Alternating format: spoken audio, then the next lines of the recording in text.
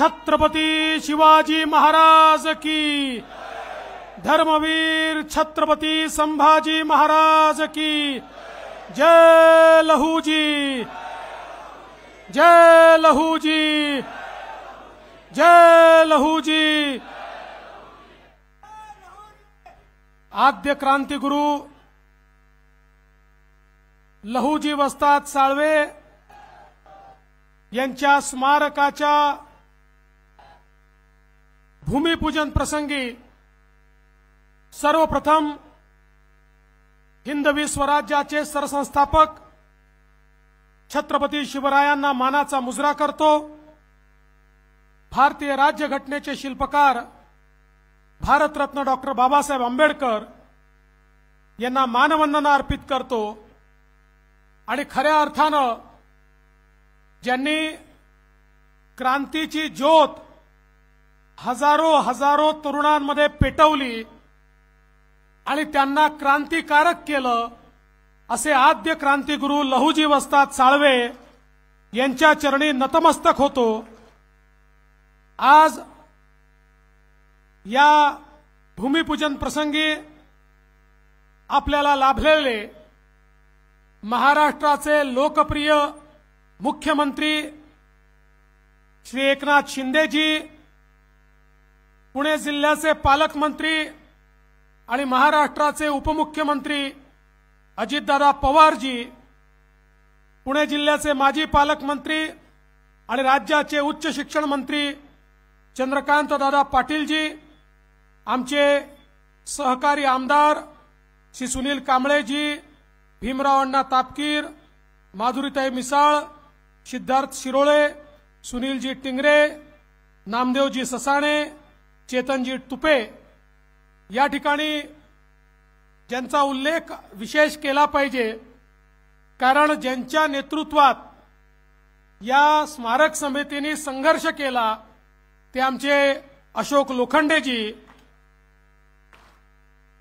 माजी राज्यमंत्री दिलीप कांबळेजी, योगेश टिळेकरजी, सुधाकर भालेरावजी, जगदीश मुळीकजी, मुरलीधर मोहोळजी, धीरज घाटेजी, रामभाऊ मोजेजी, अमित गोरखेजी, दीपक मानकरजी, राजेश पांडेजी, सुभाष जगतापजी, बापू पठारेजी, या ठिकाणी उपस्थित असलेले आपले आयुक्त विक्रम कुमार, त्याचप्रमाणे अनेक वर्षानंतर आपल्या समाजाला एक बहुमान मिळाला आणि जे आपल्या सगळ्यांचं आराध्य आहे असं जेजुरीचं जे मार्तंड देव संस्थान आहे त्या संस्थानाचे अध्यक्ष अनिल सौंदडेजी, या ठिकाणी मंचावर उपस्थित सर्व मान्यवर आणि उपस्थित माझ्या माता भगिनी आणि बंधूंनो, आजचा दिवस आमच्याकरता हा अतिशय पुण्याचा दिवस आहे। आज दोन पुण्याची कामं आमच्या हातून घडतायत।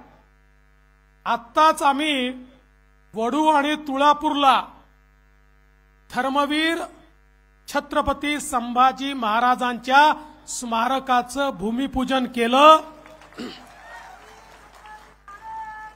ज्या संभाजी महाराजांनी छत्रपती शिवरायांचं स्वराज्य हे केवळ वाचवलंच नाही तर वाढवलं देखील, त्यांच्या स्मारकाचं भूमिपूजन करून आम्ही छत्रपतींच्या दुसऱ्या मावळ्याच्या स्मारकाच्या भूमिपूजनाकरता या ठिकाणी आलो। आपल्याला कल्पना आहे, अजितदादांनी सांगितलं की खऱ्या अर्थानं लहूजी वस्ताद साळवे यांचं घराणं हे छत्रपती शिवरायांच्या मावळ्यांपैकी एक अशा प्रकारचं घराणं होतं। पुरंदरच्या किल्ल्याची जबाबदारी त्यांच्याकडे होती आणि त्यांनी त्या काळात जे शौर्य दाखवलं होतं त्याकरता प्रत्यक्ष महाराजांनी त्यांना राऊत ही पदवी दिली होती। अशा प्रकारचं घराणं होतं। लहूजी वस्ताद साळवे यांचे वडील, आपल्याला कल्पना आहे की ते देखील मराठा साम्राज्याकरता लढता लढता धारातीर्थी पडले, इंग्रजांच्या विरुद्ध लढाई लढले आणि 1818 मध्ये लढता लढताच आपल्या जीवाचं बलिदान दिलं आणि त्यावेळी त्यांच्या सोबत छोटे लहुजी वस्ताद देखील त्या ठिकाणी होते। त्यांनी आपल्या वडिलांचा आपल्या घराण्याचा संघर्ष पाहिला आणि त्याच दिवशी प्रतिज्ञा घेतली, जगेन तर देशासाठी आणि मरेन तर देशासाठी। आणि त्यानंतर तो काळ असा होता, मराठा साम्राज्य संपलं होतं आणि त्या ठिकाणी इंग्रजांचं राज्य प्रस्थापित होत होतं। इंग्रजांच्या विरुद्ध लढायचं होतं आणि लहुजी वस्ताद साळवेंना माहिती होतं की ज्या प्रकारे इंग्रजांनी आपल्या मराठी माणसाला या ठिकाणी चिरडलाय, ज्या प्रकारे आमच्या मावळ्यांना त्या ठिकाणी चिरडलेलं आहे, पुन्हा एकदा क्रांतीची ज्योत पेटवावी लागेल आणि धगधगत्या रक्ताने या ठिकाणी मैदानात उतरणारे पैलवान तयार करावे लागतील, योद्धा तयार करावे लागतील, शस्त्रांमध्ये पारंगत अशा प्रकारचे वीर तयार करावे लागतील।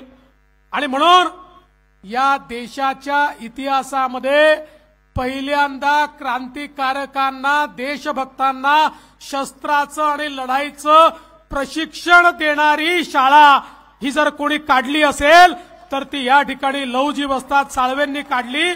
आणि म्हणून त्यांना जे आद्य क्रांतिगुरू म्हटलं जातं याचं कारणच हे आहे की पहिल्यांदा त्यांच्या डोक्यामध्ये हा विषय आला की जर मी लढणारे तरुण तयार करणार नाही तर माझा देश कधी स्वतंत्र होऊ शकत नाही। आणि म्हणून या वस्तादानं, या गुरुनं अशा प्रकारचं त्या ठिकाणी काम सुरू केलं की त्यातनं आपल्याला माहिती आहे, ज्यांना आद्य क्रांतिकारक म्हणतात ते वासुदेव बळवंत फडके यांना सर्व प्रशिक्षण या ठिकाणी लहुजी वस्ताद साळवेंनी दिलं, लोकमान्य टिळकांना प्रशिक्षण दिलं आणि अर्थातच महात्मा ज्योतिबा फुलेंना देखील प्रशिक्षण दिलं। पण महात्मा ज्योतिबा फुलेंना केवळ त्या ठिकाणी डावपेच शिकवले एवढ्यापुरतं मर्यादित नाहीये, तर जी एक मालिका महात्मा ज्योतिबा फुलेंनी सुरू केली समाज सुधारण्याची, समाजातली विषमता दूर करण्याची आणि क्रांतिज्योती सावित्रीबाई फुले यांना शिकवून त्यांच्या माध्यमातून खऱ्या अर्थानं महिलांना शिक्षण मिळालं पाहिजे याची मुहूर्तमेढ त्या ठिकाणी जी काही करण्यात आली, ही मुहूर्तमेढ करताना समाजात असेही समाजाचे ठेकेदार होते की जे त्या काळामध्ये हल्ला करायचे, हमला करायचे, त्या काळामध्ये महात्मा ज्योतिबा फुलेंना त्रास द्यायचे, क्रांतिज्योती सावित्रीबाई फुलेंवर विष्ठा फेकण्यापर्यंत अशा प्रकारचं वाईट कृत्य त्या काळात व्हायचं। आणि अशा या सगळ्या परिस्थितीमध्ये लहुजी वस्ताद साळवेंनी त्या ठिकाणी महात्मा ज्योतिबा फुलेंना सांगितलं, काळजी करू नका, मी तुमच्या पाठीशी आहे, तुम्ही तुमचं काम करा। आणि एका भिंतीसारखे लहुजी वस्ताद साळवे हे त्या ठिकाणी महात्मा ज्योतिबा फुलेंच्या पाठीशी उभे राहिले आणि त्यानंतर कोणी महात्मा ज्योतिबा फुलेंच्या वाटेला जाण्याची हिम्मत देखील केली नाही। अशा अनेक नावं घेता येतील की ज्या नावांना खऱ्या अर्थानं या ठिकाणी लहुजी वस्ताद साळवे यांनी या देशाकरता प्रशिक्षण दिलं। आणि आपल्याला कल्पना आहे 1857चं युद्ध जे स्वातंत्र्य समर होतं, शिपायांचं बंधन होतं, पहिल्यांदा पुन्हा एकदा भारतातल्या क्रांतिकारकांनी त्या ठिकाणी इंग्रजी साम्राज्य उलथून टाकण्याकरता एक लढाई लढली होती। त्या लढाईमध्ये लहुजी वस्ताद साळवे यांनी प्रशिक्षित केलेले अनेक लोक, अनेक क्रांतिकारक हे त्या ठिकाणी लढत होते। आपल्याला माहिती आहे की 1881 सालापर्यंत, 1818 साली जे काम सुरू केलं अविरत, 1881 सालापर्यंत जोपर्यंत देह ठेवला नाही तोपर्यंत देशाची सेवा ही आद्य क्रांतिगुरू लहुजी वस्ताद साळवे यांनी सोडली नाही। आणि म्हणूनच अशा प्रकारच्या आमच्या थोर क्रांतिकारकाचं आद्य क्रांतिगुरू वस्ताद अशा ज्यांना पदव्या आहेत त्यांचं स्मारक झालं पाहिजे ही मागणी देखील अतिशय रास्त होती। कारण अशा लोकांचं स्मरण करायचं नाही तर नेमकं कोणाचं करायचं, कोणाकडनं स्फुरण घ्यायचं, कोणाकडनं प्रेरणा घ्यायची। अरे ज्यांच्याकडनं प्रेरणा घ्यायची ते तर या ठिकाणी आपल्यामध्येच आहेत आणि म्हणून ती प्रेरणा सगळ्यांपर्यंत पोहोचली पाहिजे हा प्रयत्न आपण सुरू केला। आणि बघा आज हे स्मारक होत आहे। मगाशी अशोकरावांनी उल्लेख केला आमचा तिघांचा या स्मारकाकरता। हे स्मारक झालं पाहिजे याकरताही त्रिमूर्तीची आवश्यकता होती। आम्ही तिघं वेगवेगळ्या ठिकाणी काम करत होतो पण तिघही या ठिकाणी लहुजी वस्तादांचेच चेले होतो, त्याच्यामुळे आपापल्या परीने काम करत होतो। मला आठवतं अशोकराव ज्यावेळेस पहिल्यांदा आले होते आणि आपण कोर्टात केस हारलो होतो आणि प्रश्न होता की आता जागा मिळूच शकत नाही, त्यावेळी आम्ही प्रयत्न केला आणि आम्हाला सांगण्यात आलं की रिझर्वेशन टाकलं तर जागा द्यावीच लागेल। मग तात्काळ आपण रिझर्वेशन टाकलं। हा सगळा इतिहास पुन्हा सांगण्याची आवश्यकता नाही आहे, तो अशोकरावांनी नीट सांगितलेला आहे। पण आज ही त्रिमूर्ती या ठिकाणी एकत्रित आली आणि अशोकराव जे स्वप्न तुम्ही सगळ्यांनी मिळून पाहिलं होतं ते स्वप्न आज पूर्ण होत आहे। मी तर असं म्हणेन की लहुजी वस्तादांचे आशीर्वाद मिळाले म्हणूनच आम्ही तिघे एकत्रित आलो आणि आता एकत्रित आल्याबरोबर आरटी देखील तयार झाली। दादांनी त्या ठिकाणी आपल्या भाषणामध्ये आरटीची घोषणा केली, आरटीची तयारी झाली। एवढंच नाही तर माननीय मुख्यमंत्र्यांच्या नेतृत्वात सातत्याने मातंग समाजाच्या माध्यमातून जी मागणी होत होती की आरक्षणाच्या संदर्भात आमच्यावर अन्याय होतो आणि त्यामुळे त्या संदर्भात ब करण्यात यावं याचा अभ्यास करण्याकरता समितीही नेमण्याचं काम हे आपल्याच सरकारने महायुतीच्या सरकारने या ठिकाणी केलंय।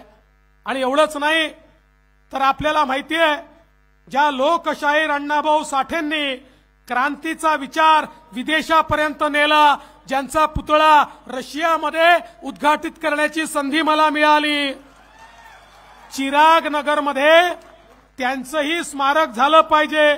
मागच्या काळात आपण ते काम म्हाडाला दिलं, काही अडचणी होत्या पण त्या सगळ्या अडचणी दूर झाल्यात।